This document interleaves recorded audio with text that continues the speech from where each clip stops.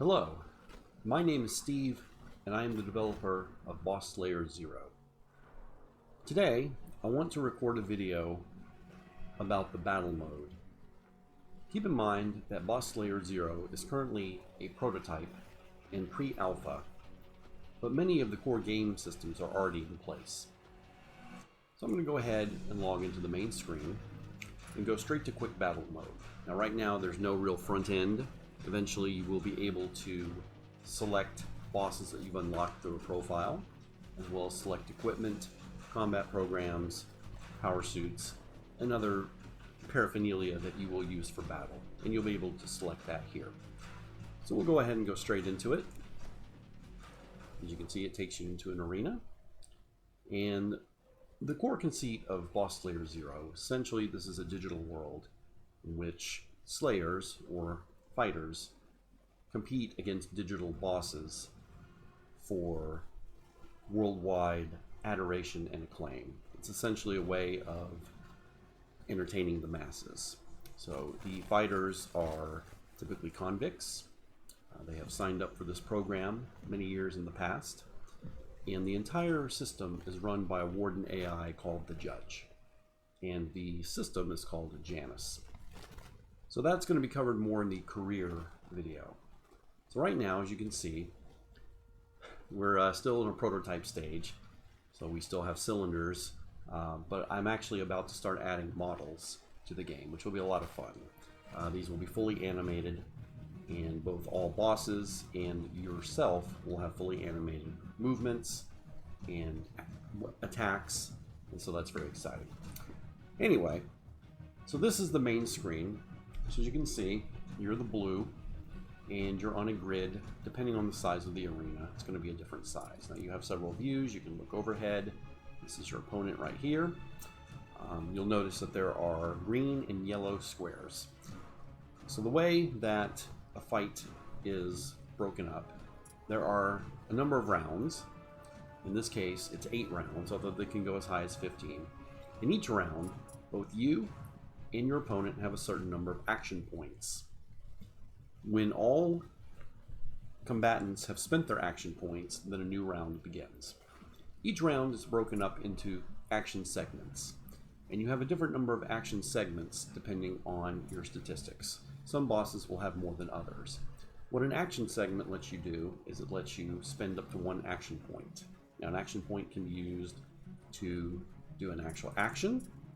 It can be used to fire a weapon. It can be used to move. It can be used to use a combat program, which is something that will be added in the next major update.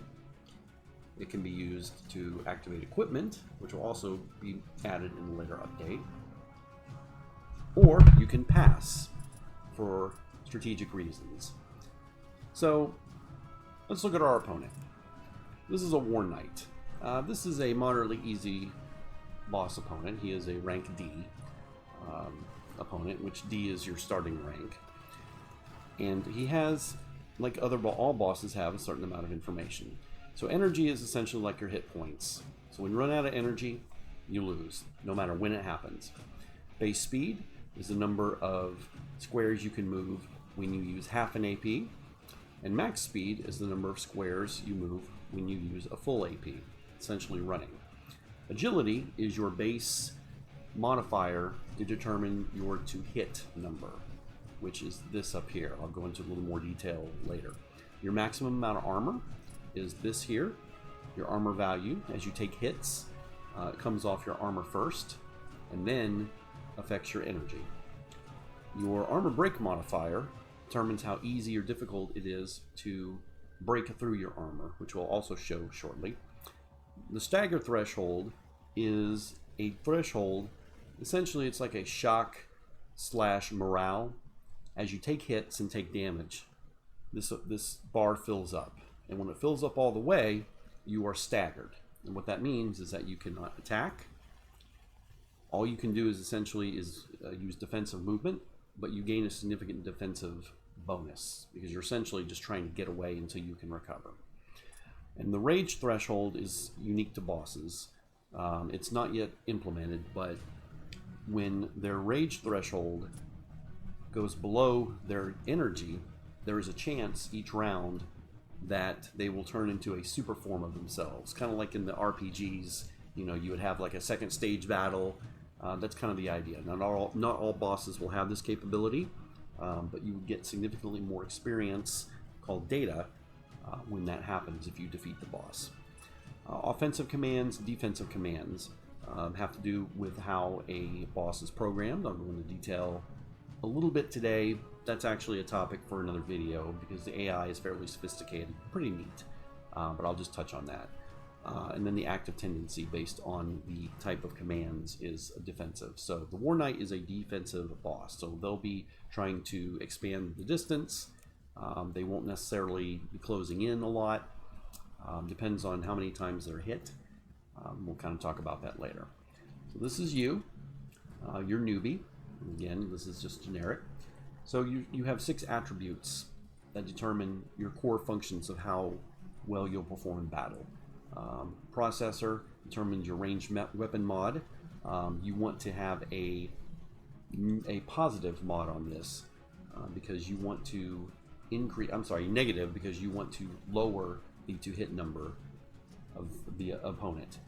And data gain is the percentage loss or extra gain you get for data. When you take damage from a boss from a weapon, you gain data. Data is like experience. It can be used in the overgame to unlock weapons, to unlock equipment, to unlock power suits, and to cash in for upgrade modules, which upgrade these attributes. Memory is how you have active program slots that you'll use for combat programs, and long-term memory lets you store a certain number of programs that you can kind of swap out as needed. Integrity affects your armor break modifier, which determines how difficult your armor is to break, and max armor modifier, which determines whether you have more armor than your power suit gives you or less.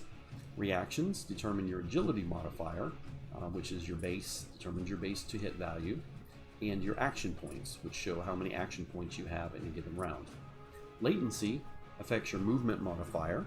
So essentially, the higher this is, the more you can move. If it's low, you'll actually move less than your power suit will allow. And action segments, which determine how many action segments you get in a round. So as you can see, I'm leading off this round, and then I've got 2 more after that. And finally, energy regulation determines your energy max for the overworld, which you can put into a power suit. And I'll explain how that works in the career video. And then recharge rate, which again is an overworld. You get a certain amount of energy per day. And then you have your power suit data, which shows your stats, which are very similar to the boss, but they are modified by these attributes and these modifiers. A 5 is basically average, so you don't see any variance here. So I will be able to get the full amount out of my power suit. This is a bruiser model. So this has a high energy cap, but you can't really jump, and it's very slow. I can only go 2 and 5. My agility is a 3, which isn't great, but it's got a lot of armor, and it lets me hold a lot of equipment. So that's kind of cool. All right, so we know we have 8 rounds to defeat a boss. If you do not defeat a boss within the round, it's considered a technical knockout, and you lose. So it's possible to be winning a fight and still actually lose if you don't dispatch the boss within time. And a lot of bosses AI are developed to take advantage of this. So what we're going to do is to kind of show you how a battle flows and what you're looking for. Now keep in mind, this is a prototype, so a lot of the functionality that will be in the full game, like combat programs and equipment, are not in yet. But this is essentially the core game loop, and this will remain steady for the entire game. So as you can see, I have 1 action point currently in this segment. I know that the boss is going to be going next. I don't know what he is going to do. You will be able to get programs later that give you a preview of their next command, but for now, that's kind of in the dark. Now if I hover in this overhead view, I can see the maximum amount of range. So he can only get as far as about right here, so that's something to think about. So let's take a look at his weapons. So he's got 2 steel swords and what's called a night bow, and this is kind of his special weapon. So let's take a look at that. So this is a medium ballistic weapon. So one important concept to Boss Slayer and how battles work is you have what's called vibe. and let me kind of come up here. Vibe is kind of like the momentum of a match, you know, kind of like a boxing match when, you know, when if you see the Rocky movies, when Rocky was losing and then he was winning and everybody's going, Rocky, Rocky, and there was a lot of energy and you could actually feel it in the arena. Well, in this digital arena, you actually, vibe is used in two ways. One, it affects your audience. Audience is important because you gain followers. Followers are the key to everything in the overgame. If you don't have enough followers after a given month, you will be deleted because you're not popular enough to remain in the program. And in a macro level, the higher up your vibe gets, you start getting bonuses. You'll get additional energy per round, you'll get accuracy per round. At the very highest levels, you'll actually increase your initiative. So you'll actually be able to move sooner. And so that ebbs and flows depending on that. So getting back to that, so this is a very high vibe. So that's it's something that if you hit with the weapon, you gain this amount of vibe. So your bar would go this way. But if you miss, then you lose that amount of vibe because the audience is like, oh no, you know, I set up for this great attack and it missed. So, and if you hit but don't do damage, you still get vibe, but not the full amount. Item equip space, how much equipment it takes for each boss, and you can only carry a certain amount. Prestige, which is how you pay for equipment. And we'll get into that in the career video. It takes no energy to fire. This is what's important. It takes 4 segments to ready this weapon. So once it's fired, if it doesn't run out of ammo, then it's going to take 4 of their segments to reload. It has a -2 accuracy mod, which is good because that lowers your to hit. So an important concept in Boss Slayer is modifiers. All modifiers affect the opponent's to hit number. This is the to hit number up here. So you see I have a 3 to hit value, and that comes essentially from my agility as a base 3. I haven't moved yet. The movement also takes that into account. My stagger takes that into account. So if I look at my to hit, I only need a 2 with the night bow. I can go no lower than a 2. So essentially I have to roll a 2 or better on a 1d10 to hit, and I'll show you how that works in a moment. So that's good. Each night bow comes with 3 basically weapon reloads. That's how much it costs to reload, and this is the item prestige value for this particular ammo. And now the reload threshold value, this is also very important. So as you can see, when you roll for an attack, many weapons have a certain amount of ammunition, and so they have a reload threshold value and a reload die threshold value. So essentially, the more die you roll, the more chance you have of running out of ammunition because you're essentially doing a major attack. So in this one, this is basically a one-shot weapon, so that's shown by having a 9 or less. So the only way this doesn't run out of ammo is if you roll a 10. So it's essentially meant to be a one-shot weapon. This is the ammo reload time. As you can see, this is kind of the big drawback to the night bow. It does a tremendous amount of damage, but it takes a very long time to reload. It's probably actually too long. I need to lower this. And then it takes 1 die. Some weapons, you need multiple dies below this value, so that, you know, it represents like machine guns and, you know, flechette guns and guns that have a high amount of attack, to show that you typically have a larger magazine clip. Now weapons have fire modes, and there are several different fire modes. Aim is the default fire mode. It takes 1 AP and you get no benefits or drawbacks to your attack. And targeting, in this one, actually takes 2 AP to use, but you get an additional -2. So it's essentially, it makes it like a sniper weapon. And then these are the range and damage stats. Each weapon has a range. I'm going to go ahead and close this because you'll actually be able to see it when I hover over it. So as you can see, the blue is the short range to this weapon. The orange is the medium range, and the purple is the long. And this view takes into account line of sight. So it doesn't, if you don't have line of sight, which if I hold down my right mouse button, I can see where I have line of sight to the boss. And you can see that when I do that, it shows different different attacks for both. So for my weapon, this is a fantastic tool because I can show, oh, if I'm here, okay, I'm at medium range, but if I'm here, I have no line of sight, and if I'm here, I'm out of range. So you can see at a glance exactly what a move will do for both parties. Anyway, getting back to the night bow. So I know that if I stay nowhere I can move, he is going to be able to move. But if he moves here, then there's a good chance that I can be hit.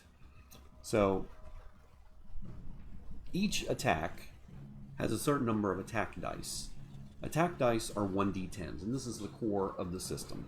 So each weapon you roll, depending on the range, you roll a certain number of d10 dice.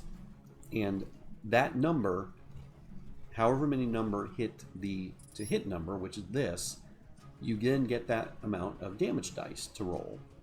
And damage dice are generally 1d6, although they can be 1d10 if it's a powerful weapon. So you roll that number, and then you fill your slots with damage dice. So let's just say for this weapon has a 2d6 minus 2. That means you can roll up to 2 damage dice if you hit with at least 2 out of 3 of these dice. If you hit with 3, then you roll 3 dice and you get the best 2. If you only hit 1, then you can only fill 1 and you only get d6 minus 2. So you're not taking advantage of that full weapon capability. So different weapons have different damage and attack parameters based on that. So let's go ahead and see how all this works. So we're going to go ahead and make a move. So we're going to right click. So we're going to kind of see, okay, so this still keeps me out of sight. So I'm going to go ahead and do a full move. I'm going to left click, and now that moves me onto the screen. All right. So now the War Knight's turn. So he's going to come out. And he's going to kind of close the distance. Now, I have a couple options at this point. He is out of moves, so I can, and right now, and this is the next round initiative chance. This means that it's a 50-50 chance of me getting the next initiative of the next round. And that can be increased by ending a combat segment without using it. You don't have to use all your action points. If you don't use all your action points, every segment you pass increases your chance to get initiative for the next turn. All right, so let's look at our weapons. So we have a pistol, which is kind of a crappy weapon. It's your starter weapon. And you can see it has 2 rounds of ammo. They're full. It takes 2 turns to reload. It has 1 weapon vibe. Nobody cares about a pistol. It doesn't really move the needle. And right now my to-hit target is 5, and that is for a snap shot. So let's see what happens when I click. So this actually has aim, and it has dual mode, which means some smaller weapons, if you have 2 or more of them, you can use 2 of them at a time. It costs an AP, but you gain an extra attack dice, but you have a +2 modifier to hit. And then snap, which is like a quick move. This is kind of just quickly drawing a small weapon and firing. You get a modifier to your burn rate and also to your attack. So let's go ahead and click on it. So let's initiate an attack. All right, so as you can see, the pistol has an 84% chance to hit based on snap fire. But when we move to aim fire, we're up to a 96% because I only need a 3+ and I get 2 dice. Remember what I said? You get a certain number of attack dice at each range. So as you can see, I am at medium range, so that gives me 2 attack dice. If I were to go to long range, I would only get 1 attack dice. All right, so let's click on it again.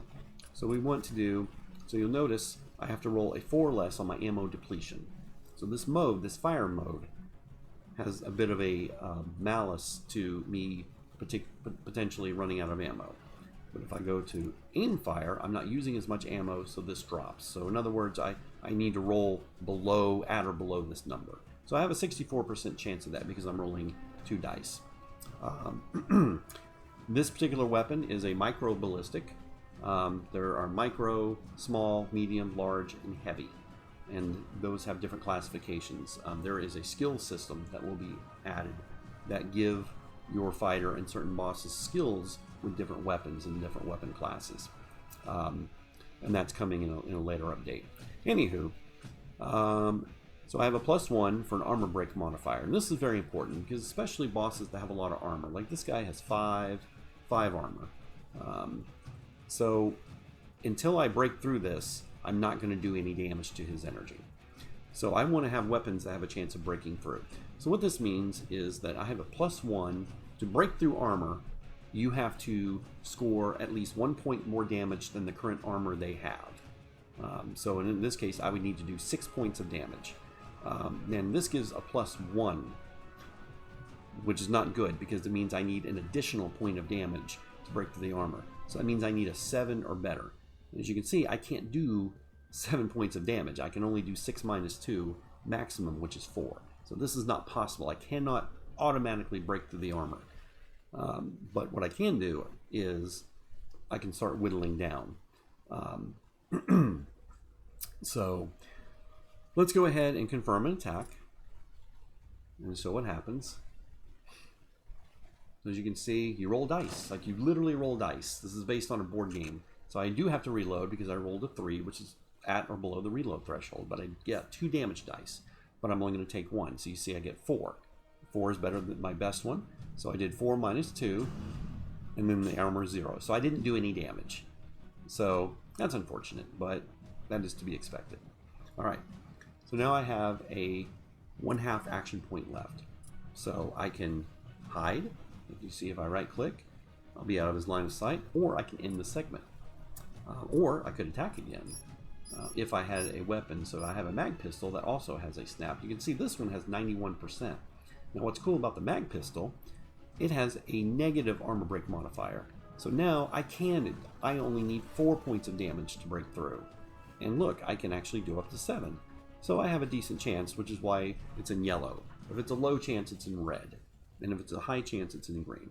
I have a 91% chance of hitting, even with snap fire. This is a very accurate weapon. If I go to the weapon information, you see I have a -1 mod. Again, negative is good because it takes away from their to hit number. So essentially they have a 3 to hit. I take 1 from that, that's 2, and then because it's snap fire, I have a +2, so that's where I get my +4 or better. So I have a decent chance of running out of ammo. So we'll take a chance. We'll see what happens. So we'll go ahead and confirm. We'll move into the attack system. So I'm going to roll 2 dice, and I have a 9 and a 3. So I got 1 hit, and that miss causes me to reload because again, 3 minus on 1 die. Oh no, I only got a 1. That sucks. So I'm going to do 2 base 1d6 plus 1, but of course, now I did a non-automatic armor break. So you have a chance, depending on the amount of total damage you do, of actually getting an armor break. But you get a guaranteed armor break if the base damage is at or above the armor break number. Alright, so we're in the second round.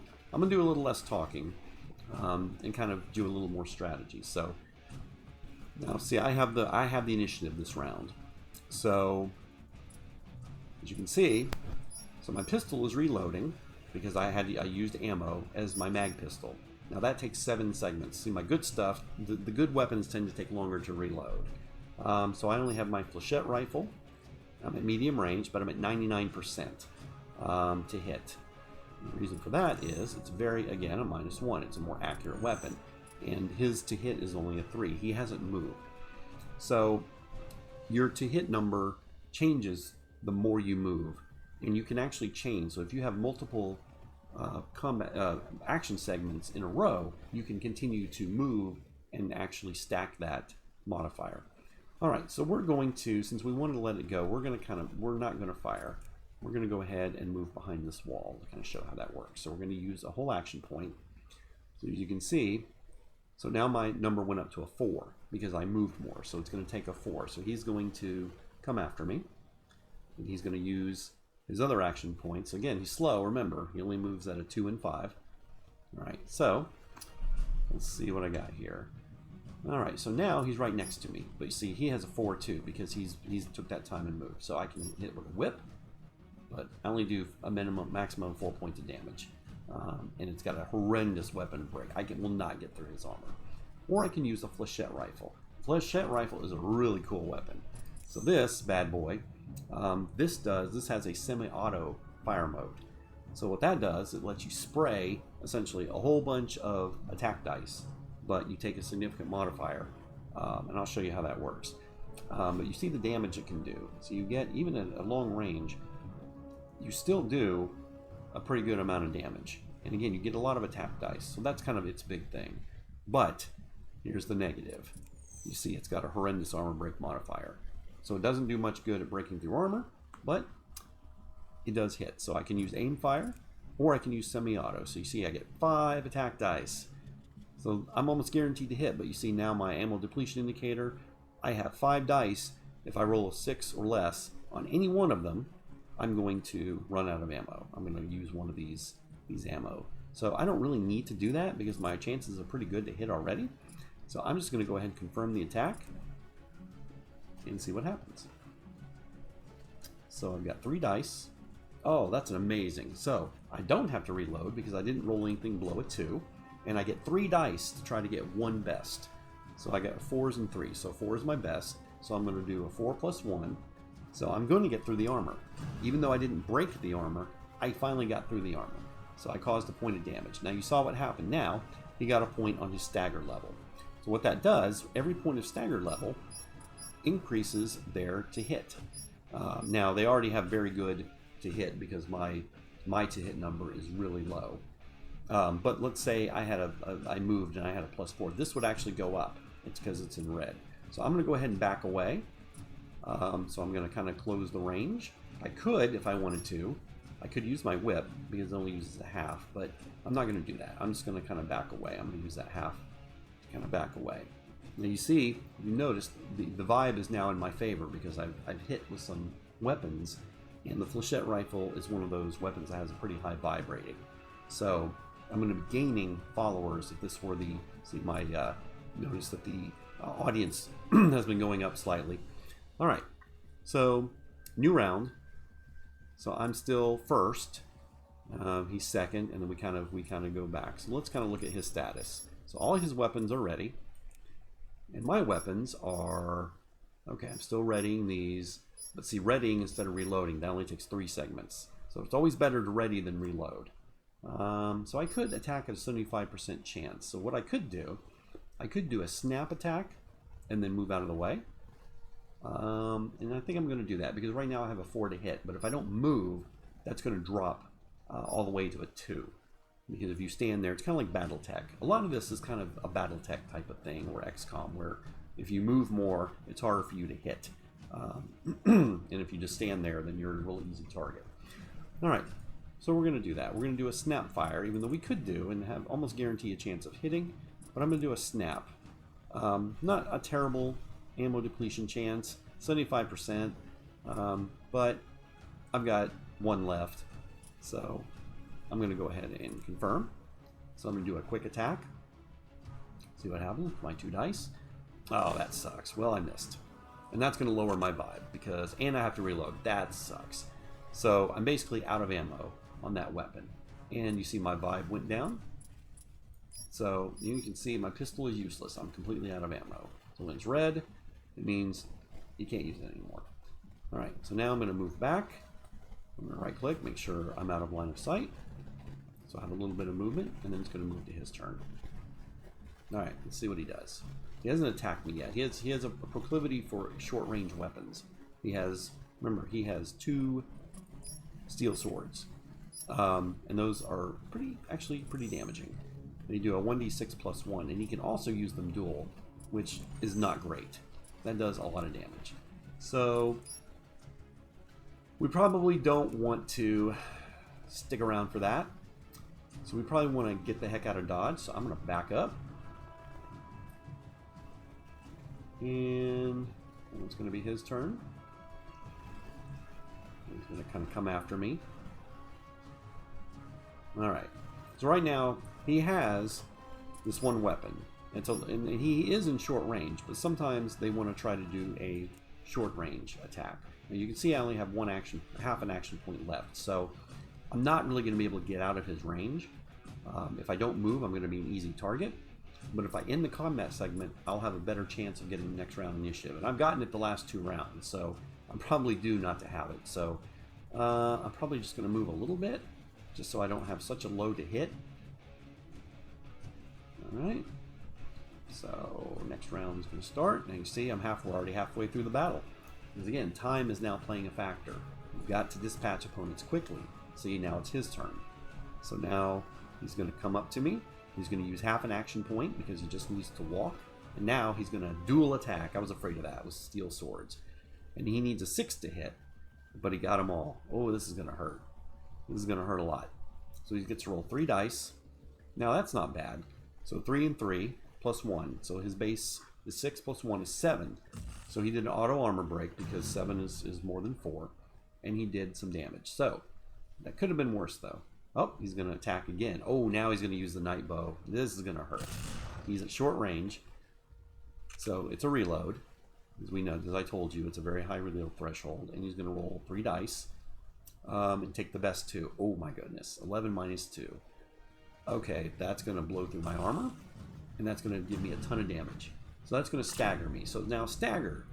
We talked about stagger earlier. So now, a couple of nice things. So the good news about stagger is that my to hit went a lot higher. So now, for him to hit me, his number is a lot higher. So the bad news is I can't attack, as I said. So when you're staggered, all you can do is move defensively. So we're going to have to get away. Now, we have 4 bars. This bar goes down once each segment. So I could get it down 3. So if I just run away, which I'm going to do, I can run away. And now you see it went down 1. But I'm going to keep running away to get my to hit number even higher. See, now it's up to a 10. And then I only have half an action point, so I'm going to finish by moving over here. Alright, that's going to end the round. So you see we got a little cat and mouse game going. Now he used his big weapon. It did a lot of damage, but remember it takes 12 combat rounds combat attack action segments to reload. I used to call them combat segments, but okay. So let's look at his situation. So again, he's reloading it. That weapon is essentially out of action for the rest of the game. Again, I'm probably going to need to lower that. But his swords are ready, so I just need to not let him get close. So for me, I've got 1 round left. So if I can just kind of move out of his way for 1 more round. I can also use a rest action. I'll show you that on my next turn. So, yeah, he's coming in. So he knows he doesn't have his active weapon. So now, I'm back. So, but you see now my master to hit went down because I'm not staggered anymore. So I could also use a rest. That recovers 2 additional stagger levels. And the bosses will use those too. They have actions and special abilities as well. Okay, so what's my weapon status? Okay, so I've got everything here. Ooh, my mag pistol is ready at short range. That is going to be a winner. So we're going to use that, and we're going to, because we really don't want to, I hate to use, what I could do in theory is do a whip and then a mag pistol, because they each only take half a point. But I don't want to, if I lose ammo, I can't use this. And this is probably my best weapon to break through his armor. So I'm going to take aim fire, mainly for this lower chance of ammo depletion. And go ahead and confirm. So we'll roll 3 dice for the attack. And okay, well, good news is I hit twice. Bad news is I reload. So my mag pistol is now out of the action. Oh, but that helps. I rolled a 10 minus 3, so I did 7 base. That's going to blow through the armor, and that's going to also do quite a bit of damage. So 3 additional damage. So he's significantly staggered. He's not fully staggered, but you see he's 1 point away from being staggered. So you see now that has significant penalties on his to hit. So I'm going to take this action. Actually, you know what? No. No, I better get away. I better get away. All right. So, all right. Let's see what happens. 2 rounds left. So we're, well, 3 rounds left. Alright, so what's he going to do? He's going to try to come in the close because he doesn't have any other attack weapon. Alright. Oh, he's going to, yep, here he comes. 1 steel sword. Fortunately, he only had half a action point, so he can't do them dual. And see, my to hit's a 9. So, of course, he hit with 1. And he's going to do 6 points of damage. That's going to hurt. I only have 3 points of armor. So it's going to, 3 is going to get through another auto armor because 6 is higher than the 2 point threshold. And I'm almost staggered. Well, that stinks. And he's going to use another attack with his sword, with his other hand. And now you see his to hit number decreased because he lost a point off his stagger level. Alright, well, it's not looking good, and now I'm staggered. But the good news is that made me much harder to hit. Now, sometimes it works out to you're staggered and they attack again. Now you see we're both very hard to hit. Even if I wasn't staggered, I have a very tiny chance of hitting him. So all I can really do is run away. So I'll show you on the rest. So I can rest and see my stagger level went down 3, and I still have 1.5 action points. So I'm going to kind of get away, and then I'm going to use my last one to kind of get away a little more, because now I'm not staggered, so my that bonus I got for my to hit number went away. So I've only got 2 rounds left. This is going to be close, because remember, he can't use his long range weapon, but his swords, as we can see, do a lot of damage, and he's just going to keep coming. Now, sometimes when you do a lot of damage to them, they back away. And I'll talk more about how the AI works, because even if you don't hit them, but you hit their armor or take away their armor, that does increase their chances of going into a defensive mode and backing away. And some of the weapons will have what's called a suppression fire mode, which only basically guarantees that they will use a defensive action for their next segment. All right, so we're in kind of a pickle. We've got 2 rounds left. We've only got 3 energy. We've got only 2 armor left. The good news is we have no stagger. Let's see. Yeah, and the nice thing about swords is that their time to ready is only 1. So basically they're ready to go almost immediately. You always want to have a melee weapon at the ready. They don't typically do a lot of damage, and obviously their range is not great, but they take almost no time to cycle, and they're reliable. All right, so let's see. We've got a whip and a flechette rifle. Now my flechette still has two shots. Now he's down to 3 armor, so the breakthrough isn't as big a deal. See, now I can actually break through. Before I couldn't, because when he had 5 armor, I couldn't possibly break through that. But see, now I can do 7 points. So if I do 7 points, the maximum damage, I can actually get an auto break. And again, I can do the semi-auto, but again, I do not want to do that because my chances are already very good. And I don't want to particularly deplete my ammo. So we'll go ahead and fire. So I did hit twice, but I have to reload. And right now, that's not great. Okay, so I got 2 3s. So I can do 4 base. So I did not break through automatically, but I did get a point on him. Because 3 plus 1 minus 3 is 1. Alright, so whittling away. Better than nothing. But his reloading is 8 segments. So basically, because there's only a round plus left, this weapon's out. So I'm basically down to my whip, which I can use. It's only half, so I can actually whip. Let's see, I can't break through. So my chances of doing damage is a 4, and he has 3 armor. So the only way I do any damage is to get 4 damage, and then I'm only going to do 1 point. But it will increase his stagger, which will increase his chance to hit me. So alternately, I can just run away. But if I don't beat him, it's going to be a stalemate, and I'm going to lose anyway. So, but I don't get a full defeat, so I'm going to just run. And it'll be his turn. He's going to probably come after me, because I haven't really... So when they do attacks and they land, and especially when they have more energy, they're more likely to use an offensive ability, which is to come at you, charge, fire, things like that. So when you do a lot of damage on them, well, they have a negative. Alright, so since all I have left is my whip, if I want to do anything, I've got 1 action point. So I'm going to come after him. I've really got no chance. Like, I have to do something. I'm going to have to play a little aggressively. Because, unfortunately, the weapons that are in this quick play are preset, but you will be able to pick them in a future update, depending on what you've unlocked. Okay, so now, alright, so now he's backing away. So he's recovering because he had a little bit of staggered level. Okay, so They will do that sometimes. So now I can actually see I can come to him in one move, and then I can use the whip. But because he moved so much, it's going to be hard to hit even with the whip. See, my to hit is a 6 now, because I get, if I look, I get a +2, which again, that's not good. So that makes his to hit a 7 on a melee, but you get a -1 for a base melee. So that's where you get the 5, or I'm sorry, the 6 on that. All right, so we'll go ahead and do it. We'll go ahead and attack. And we've got, well, oh, nice.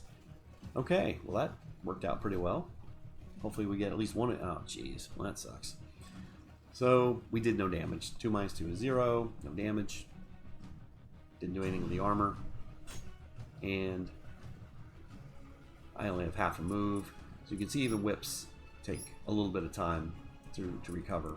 So there's really nothing I can do. I don't have any weapons that can attack. So all I can do is back away. And then for my last action, again, I still need 1 segment.